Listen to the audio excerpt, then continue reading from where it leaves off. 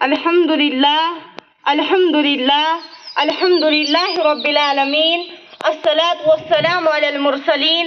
اما بعد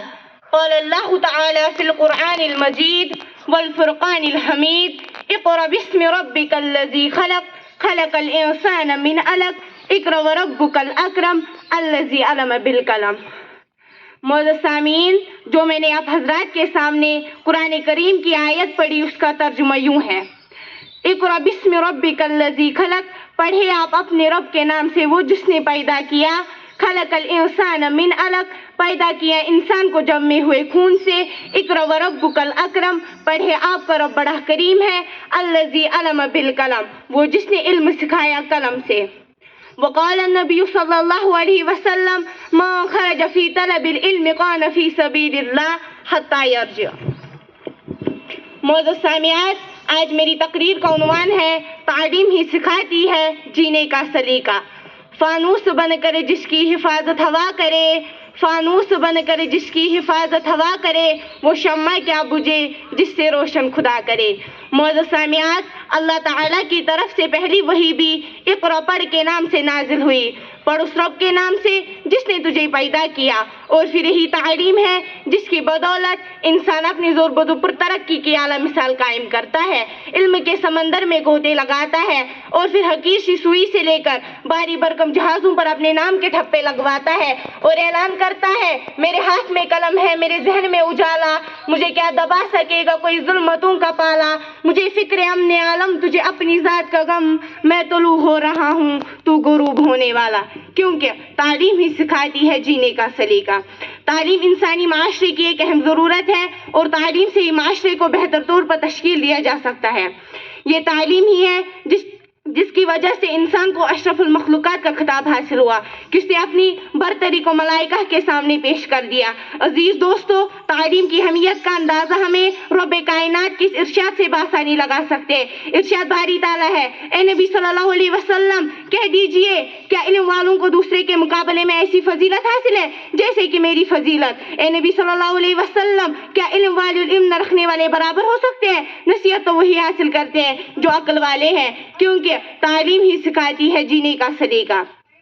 حضور صلی اللہ علیہ وسلم نے فرمایا ماں کی گود سے لے کر قبر کی گود تک علم حاصل کرو، اور ایک جگہ ارشاد فرمایا طلب العلم فریضۃ علی کل مسلم و مسلمہ، علم کی طلب ہر مسلمان مرد اور عورت پر فرض ہے۔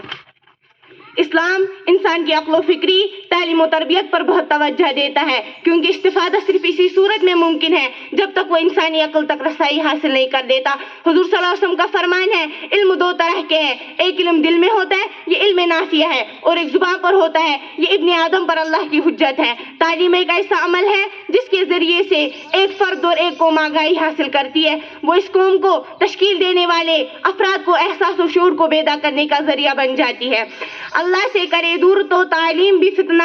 اللہ سے کرے دور تو تعلیم بھی فتنہ، املاک بھی اولاد بھی جاگیر بھی فتنہ، ناحق کے لیے اٹھے تو شمشیر بھی فتنہ، ناحق کے لیے اٹھے تو شمشیر بھی فتنہ، شمشیر ہی کیا نعرہ تکبیر بھی فتنہ۔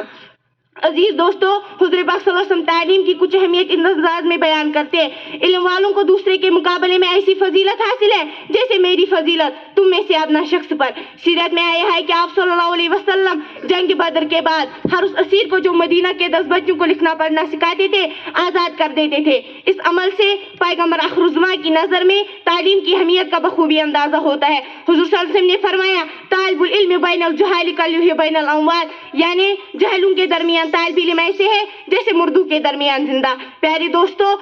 جس قوم میں تعلیم کو اہمیت دی جاتی ہے وہ ہمیشہ زندگی میں لوگوں پر اور ان کے دلوں پر راج کیا کرتے ہیں، کیونکہ علم کے کمالات میں سے ایک کمال یہ ہے کہ جو انسان کو جہالت اور گمراہی کے اندھیروں سے نکال کر علم و آگاہی کی روشنی میں لاتا ہے، اور انسان کو جب یہ تمیز ہو جاتی ہے تو دیوانہ وار کامیابی کی طرف لپکتا ہے، کیونکہ تعلیم ہی سکھاتی ہے جینے کا سلیقہ۔ پیارے دوستو، طالب علم کے لیے ہر چیز مغفرت کرتی ہے، بس تم علم حاصل کرو، کیونکہ یہ تمہارے لیے اپنے پروردگار سے تقرب حاصل ہونے کا ذریعہ ہے۔ پیدا ہو تیرے بحر کی موجوں میں تلا تم، پیدا ہو تیرے بحر کی موجوں میں تلا تم، تو شاعر مشرق کے بھی دیوان پڑھا کر بے علم کوئی قوم ترقی نہیں کرتی، بے علم کوئی قوم ترقی نہیں کرتی، اس قوم میں سے علم کا فقدان پڑھا کر آ جائے گا صرف تجھے جینے کا کرینہ، آ جائے گا صرف تجھے جینے کا کرینہ، تو سید کونین کے فرمان پڑھا کر۔ آسمانی